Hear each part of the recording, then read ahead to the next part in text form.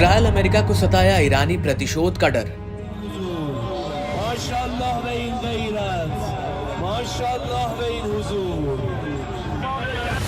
हमले की तैयारी के लिए ईरान में दिखी ड्रोन की मूवमेंट, अमेरिकी खुफिया रिपोर्ट।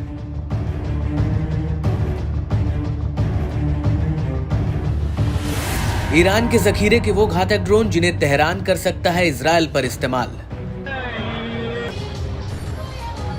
सीरिया की राजधानी दमिश्क में ईरानी दूतावास पर 1 अप्रैल को हुए हमले के बाद से ईरान बदले की आग में जल रहा है।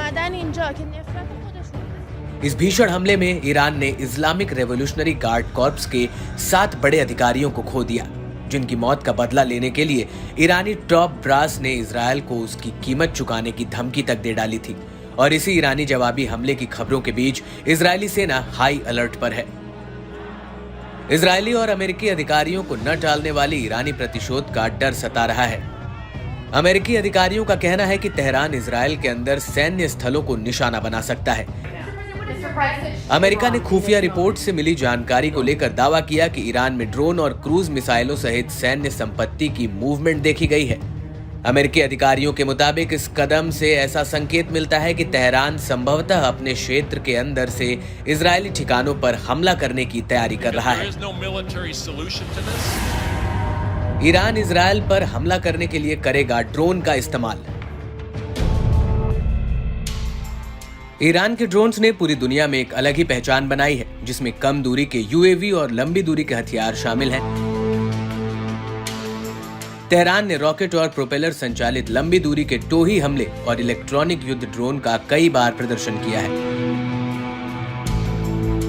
जब ड्रोन की बात आती है तो ईरान ने घरेलू डिजाइन के ड्रोन तो बनाए ही, साथ ही उसने कुछ अमेरिकी और इजरायली ड्रोन्स पर रिवर्स इंजीनियरिंग करके भी ड्रोन बनाए हैं। ड्रोन्स जिनका ईरान इजरायल के ऊपर कर सकता है सबसे अधिक इस्तेमाल। यूं तो ईरान के पास दर्जनों ड्रोन्स के डिजाइन हैं, जिनमें से यह चुनने में काफी मुश्किल है कि ईरान अपना बदला लेने के लिए कौन से ड्रोन का उपयोग कर सकता है। विश्लेषकों का कहना है कि अगर तेहरान ने इजरायल पर ड्रोन हमला करने का फैसला किया तो ड्रोन की रेंज इसमें भारी पड़ सकती है, क्योंकि ईरान के सबसे पश्चिमी क्षेत्रों और यहूदी राज्य इजरायल के बीच की दूरी 1000 से 1300 किलोमीटर के बीच की है। हालांकि क्षेत्र में ईरान के प्रॉक्सी के नेटवर्क के जरिए संभावित इजरायली लक्ष्यों और ड्रोन लॉन्च बिंदुओं के बीच की दूरी 100 किलोमीटर तक हो सकती है। शहीद 136 शहीद 136 Iran aircraft manufacturing industrial company और शहीद एविएशन इंडस्ट्रीज द्वारा बनाया गया एक अद्वितीय, सरल और कम लागत वाला डेल्टा विंग ड्रोन डिजाइन है। उपग्रह नेविगेशन और जड़त्व निर्देशित यूएवी को युद्ध सामग्री केमिकेज ड्रोन की कैटेगरी में रखा गया है।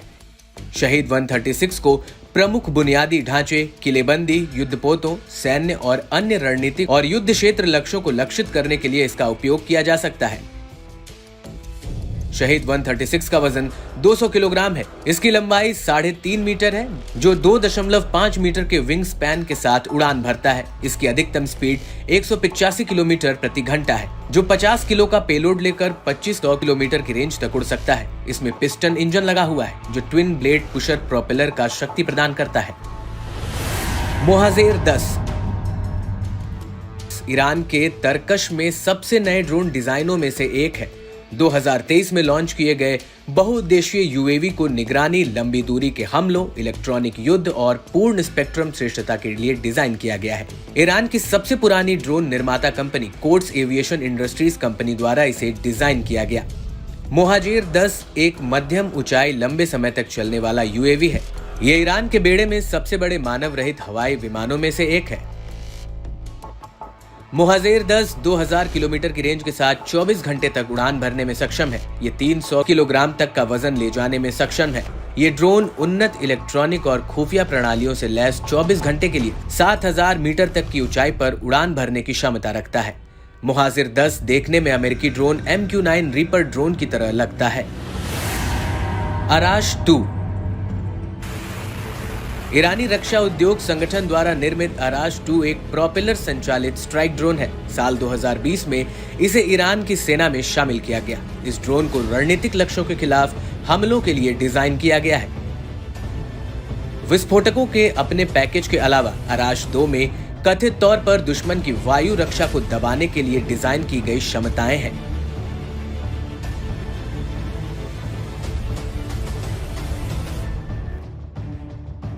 अराश 2 की कुल लंबाई 4.5 मीटर है, जो 4 मीटर के विंग स्पैन के साथ आता है। इसका वजन 2000 किलो और रेंज 1000 किलोमीटर है। ये ड्रोन 30 किलोग्राम तक का वजन ले जाने में सक्षम है।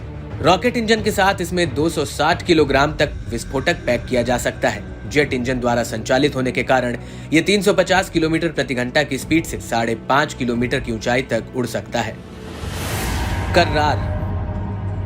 कर्रार बहुमुखी जेट संचालित यूएवी का एक परिवार है।